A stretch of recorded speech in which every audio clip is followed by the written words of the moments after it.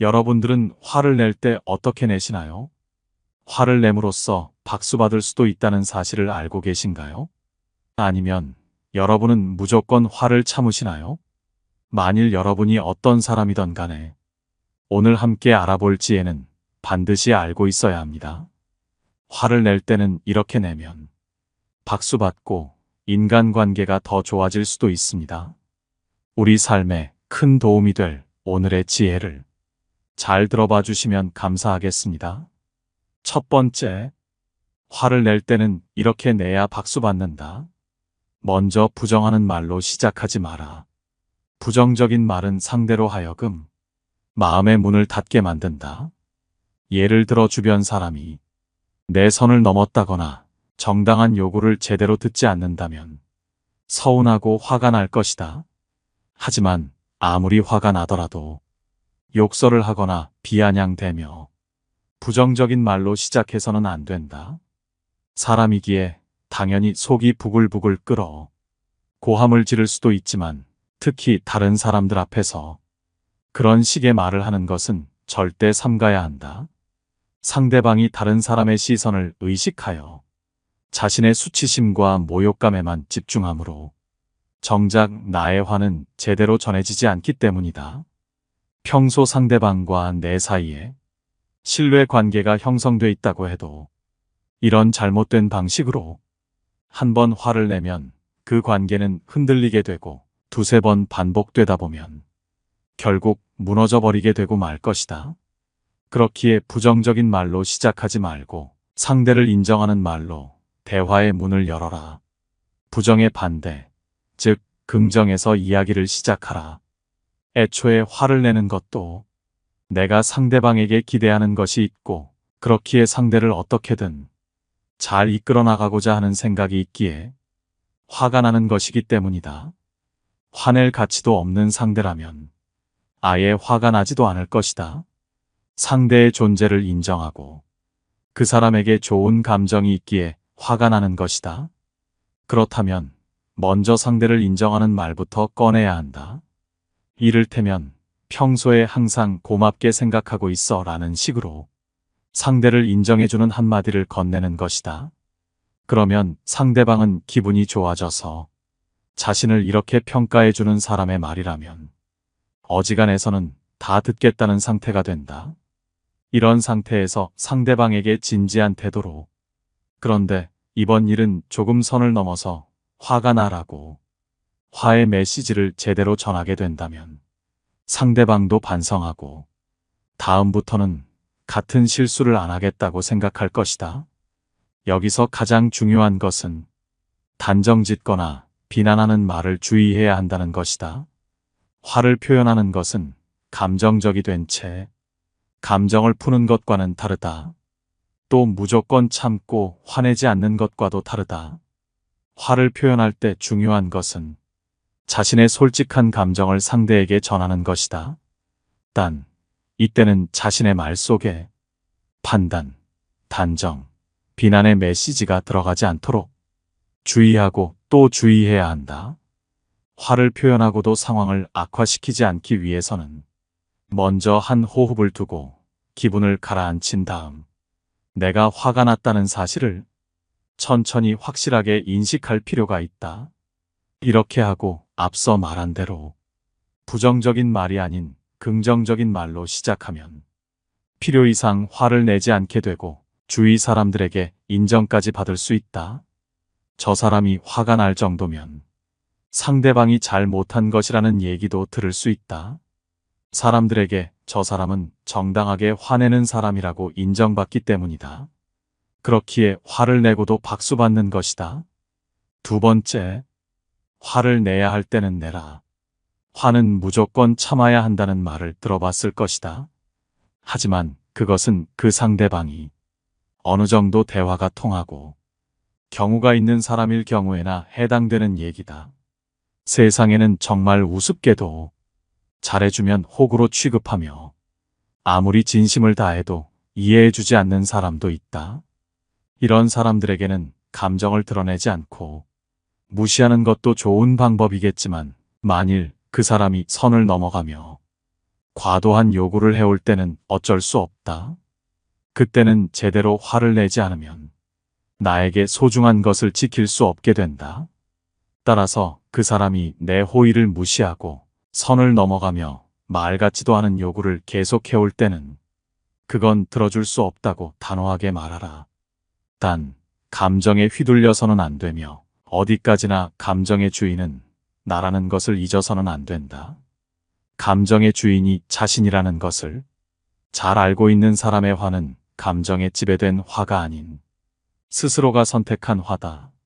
스스로 선택한 화라는 감정은 당신의 결의를 강하게 상대에게 전달해 줄 것이다. 세 번째, 실패에는 화를 내라. 대부분의 사람들은 어떤 일에 실패하면 큰 좌절에 빠지며 우울해진다.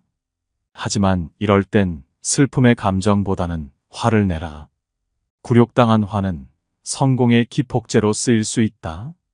동서고금을 막론하고 화라는 감정을 잘 활용하여 큰 성공을 거둔 사람이 많다. 이처럼 화의 힘을 잘 활용한다면 그것은 단순한 감정의 폭발이 아닌 성공으로 향하는 기폭제가 될 수 있다. 화의 힘은 굉장히 강력해서 어떤 고통도 참고 실패도 극복할 수 있다. 화의 굴욕이 약한 의지를 강한 의지를 가진 사람으로 바꾸어 주기 때문이다. 실제로 화가 났을 때 우리의 행동을 살펴보면 과감하고 더 적극적으로 달려들게 된다. 이를 내 일에 적용한다면 성공에 큰 도움이 된다. 다만 화의 힘을 언제까지나 이어갈 수는 없다. 화를 처음 기폭제로 활용한 후에는 원래 자신이 해야 할 목적에 집중해서 화라는 감정은 잠시 억눌러라. 시작은 화에게 큰 도움을 받았지만 나중에는 화라는 감정을 감사로 바꾸는 것이 가능해질 때 비로소 큰 성공을 거둘 수 있을 것이다. 네 번째, 화가 너무 없어도 안 된다는 사실을 알아라. 우리의 직장이나 여러 인간관계를 살펴보면 화가 어느 정도는 있는 곳일수록 더욱 잘 돌아가는 모습을 보여준다. 실제 실험에 의하면 화기애애한 분위기의 부서와 조금의 언쟁이 있는 부서 중 어느 쪽이 일의 능력이나 성과가 높을까 살펴보면 화기애애한 부서가 더 성과가 좋을 것 같지만 의외로 사람들 간의 사이가 너무 좋으면 실적이 떨어지고 실수가 발생하는 경우가 많다. 좋은 게 좋은 거라는 생각 때문인지 사람 사이에 긴장감이 없기 때문이다. 일에는 어느 정도 긴장감이 필요하다. 화라는 감정은 긴장감을 부여하며 긴장감은 좋은 자극이 된다. 화는 진심이기 때문에 일어나는 감정이다. 아무래도 상관없는 일이라면 화라는 감정은 솟아나지 않는다. 그것은 일도 마찬가지다. 진지하게 마주하고 있다면 때로 다투거나 분위기가 험악해질 수도 있다. 다만 나중에 후회할 만한 폭언을 내뱉거나 업무와는 관계없는 상대의 인격을 비판하는 행동은 절대 금물이다.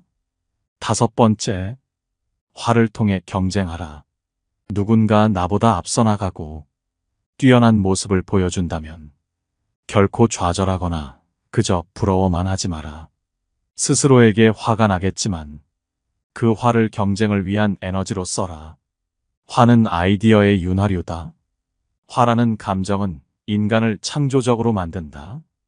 아이디어를 얻는데 가장 효과적인 것은 금전적 보상보다 경쟁심을 자극하는 것이다. 사람은 자극을 주면 능력을 더 크게 발휘한다. 경쟁심도 화라는 감정의 하나다. 혹시 지금 의욕이 없고 지루함에 빠져 있는 사람이라면 자기 안에 화라는 감정에 불을 붙여봐도 좋을 것이다. 어제의 나와 경쟁하며 어제의 나보다 더 앞서 나가라. 내 주변에 있는 사람들보다 열심히 해보겠다 생각해 보아라. 거기에 화의 에너지를 빌리면 탄력이 붙는다.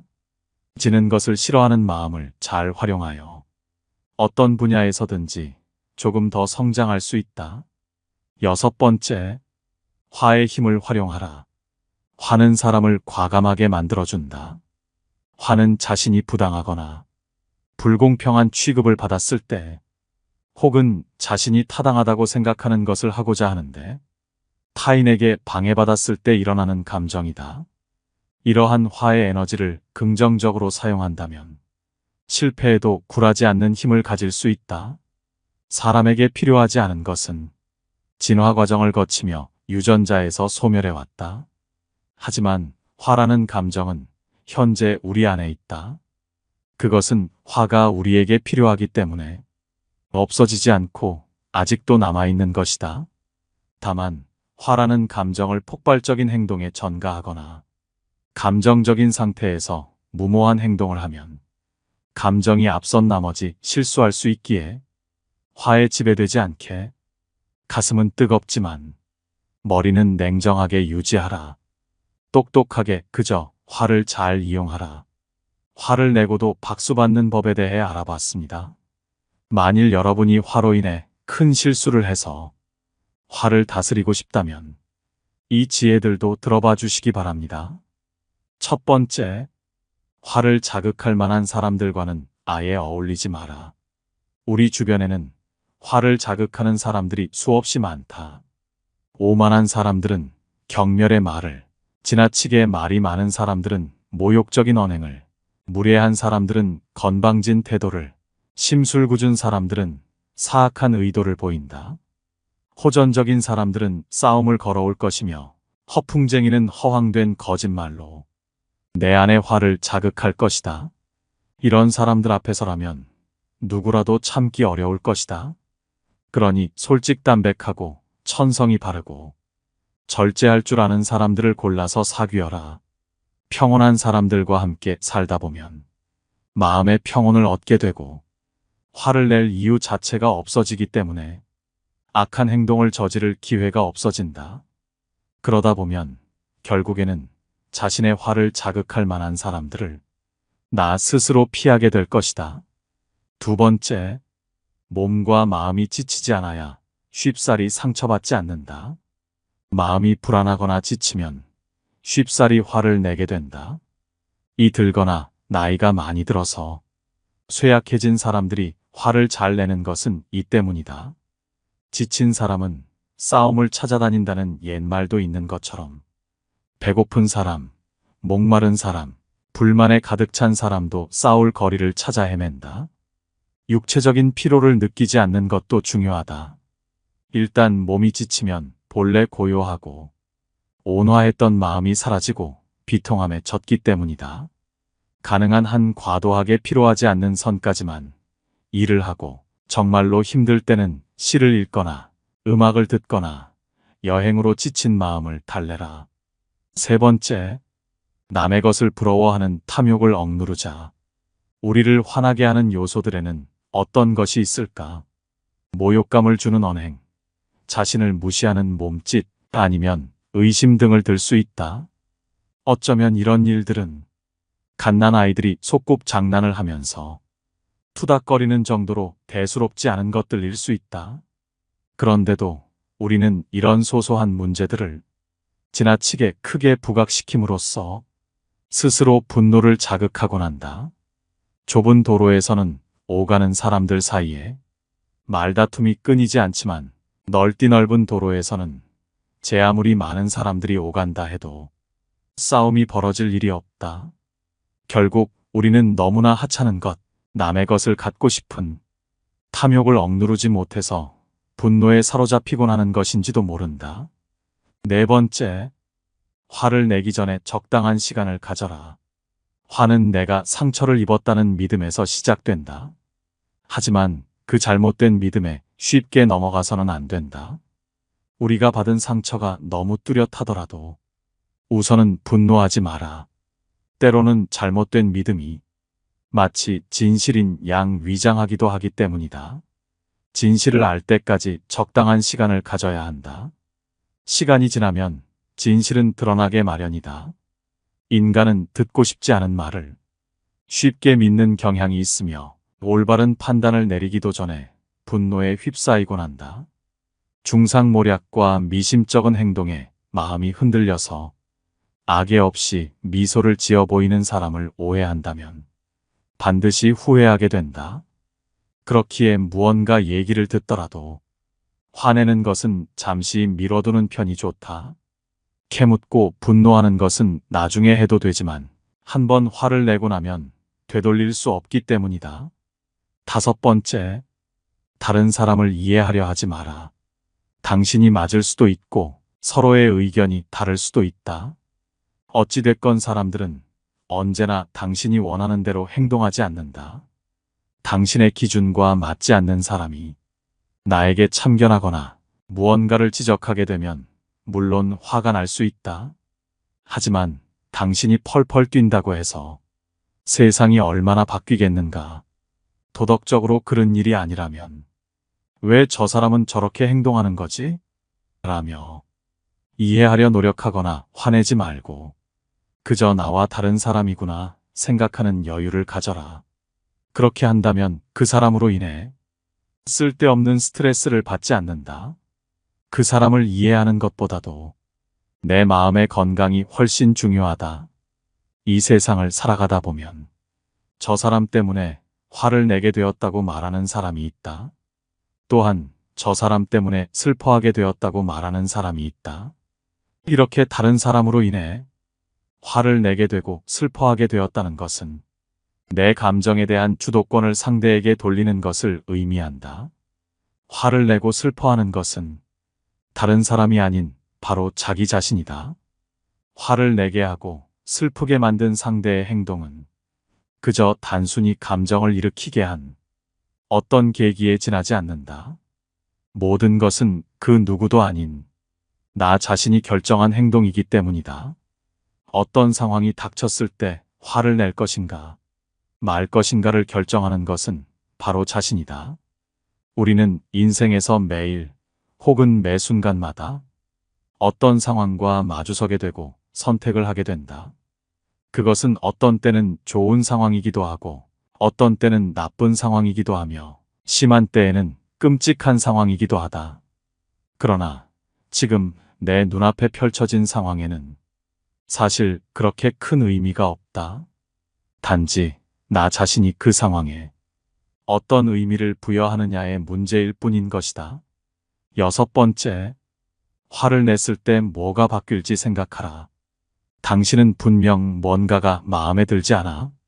화가 났을 것이다. 하지만 화를 낸다고 해서 당신이 원하는 방향대로 일이 흘러갈까 생각해보면 이 세상이 돌아가는 것은 전혀 그렇지 않다. 실컷 화를 낸 뒤 원하는 것을 얻어낼 가능성은 거의 없다고 볼 수 있다. 화가 나는 상황이어도 당신의 목표가 무엇인지 다시 한번 생각해 보아라. 나쁜 일은 좋은 약에 불과하다. 지금 우리에게 나쁜 일들이 일어난다면 이 나쁜 일들을 환자가 먹는 약이라고 생각하라. 약은 맛있으지만 몸을 고친다. 고난과 역경은 나의 정신에는 약이 되므로 기뻐하라. 진짜 고통은 나의 내면을 기만할 때에만 존재하는 법이다. 무언가 두렵고 화가 난다면 그 이유는 바깥이 아닌 바로 자기 안에 있음을 기억하라. 성내기를 심히 하면 기운을 상하고 생각을 많이 하면 크게 정신을 소모한다.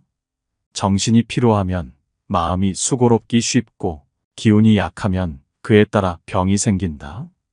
슬퍼하고 기뻐하는 것을 심하게 말며 음식은 마땅히 고르게 하며 밤에 술 취하는 것을 거듭 금하고 무엇보다 마음이 고요한 새벽에 성내는 것을 경계하라.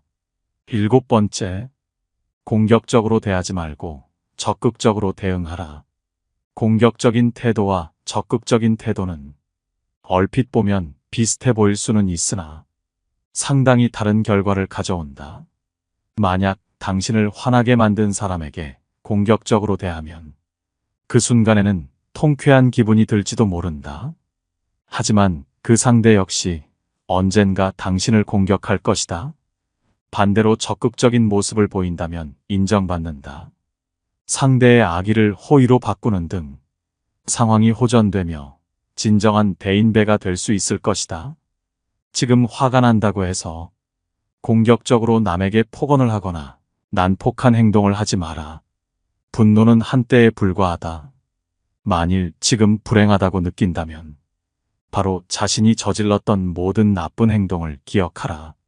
이것은 기분이 나쁘겠지만 자신을 개선시키는 힘이 있다. 개개인의 삶이 얼마나 다른가는 중요하지 않다. 완성으로 가기 위한 거리는 누구에게나 똑같기 때문이다. 우리는 모두 완성에서 멀리 떨어져 있다. 자기 자신이 다른 사람들을 가르치는 선생이라 생각하는 경우도 있지만 우리는 언제나 학생이 되어야 한다. 인생의 역할 모델을 찾고 있다면 단순하고 겸손한 사람으로 찾으라. 진정으로 위대한 사람은 그런 사람이다. 노여움은 그저 한때의 광기일 뿐이다. 노여움을 누르지 않으면 노여움이 나를 누른다는 것을 알아야 한다. 8번째, 화에 지배되지 말고 내가 잘 사는데 집중하라. 당신을 화나게 만든 일들에 대한 분노가 하루 종일 머릿속을 헤집고 다니게 놔둬선 안 된다. 당신을 화나게 만드는 사람들의 무례함은 그 사람의 인격을 드러내는 것이지 당신의 인격이 아니다. 하지만 이에 대한 분노에 사로잡히면 당신은 분노와 과거에 얽매인 사람이 될 수 있다. 머릿속의 부정적인 생각은 곱게 접어 서랍 속에 집어넣고 당신은 그저 당신의 인생을 살아라. 나를 화나게 한 어리석은 사람 때문에 내 인생을 화내는 데 쓰지 말라는 것이다. 분노는 나약함의 증거이지 힘의 증거가 아니다. 사람들이 종종 분노에 사로잡혀 그것을 억제하지 못하는 것은 분노 속에 일종의 과격한 멋이 있다고 착각하기 때문이다. 하지만 그것은 그저 착각에 불과하다. 분노의 발작에 지지 않기 위해서는 분노 속에는 좋은 것이라고는 아무것도 없고 또 있을 수도 없다는 것. 분노는 나약함의 증거이지 힘의 증거가 아니라는 것을 알아야만 한다. 화를 내고 서로 멱살잡이를 하거나 아이나 여자 같은 약자를 때리는 사람은 강한 것이 아니라 스스로 자신의 나약함을 폭로하고 있는 것이다. 내 관점을 변화시켜라. 길가에 핀 꽃 한 송이를 어떻게 보느냐에 따라 행복과 불행이 엇갈린다. 길가에 핀 작은 꽃 한 송이도 어떤 마음으로 받아들이느냐에 따라 위로가 될 수도 있고 안 될 수도 있다. 이것은 행복도 불행도 마찬가지다. 예를 들어 내가 힘든 상황에 처해 있더라도 다른 사람들에게 힘차게 인사하겠다 마음먹으면 분명 누군가가 웃는 얼굴로 받아들여 줄 것이다. 행복한 조건을 갖추었기 때문에 행복한 것이 아니라 행복하다고 느끼기 때문에 행복한 것이다. 우리가 있는 모든 곳이 마찬가지다. 현재를 즐기는 사람은 그곳이 어디든지 즐거운 곳으로 만들 수 있다. 오늘 함께 알아볼 지혜는 여기까지입니다. 화를 내고도 박수를 내는 방법과 화를 내지 않고 다스리는 법을 모두 알아보았습니다. 이 두 가지의 주제는 반대되는 주제 같지만 결국에는 화를 어떻게 내 마음대로 쓸 수 있는지, 화를 내야 할 때와 안 내도 될 때는 언제인지를 잘 알게 만들어주는 공통된 지혜라고 생각합니다. 화라는 것은 결코 쉽게 다스릴 수 있는 것이 아니지만 우리 모두 어제의 나보다 조금 더 성장하여 화를 내더라도 멋지게 화를 잘 다스릴 수 있는 그런 사람이 되기를 바랍니다. 영상 시청해 주셔서 감사합니다. 깨달음의 광장입니다.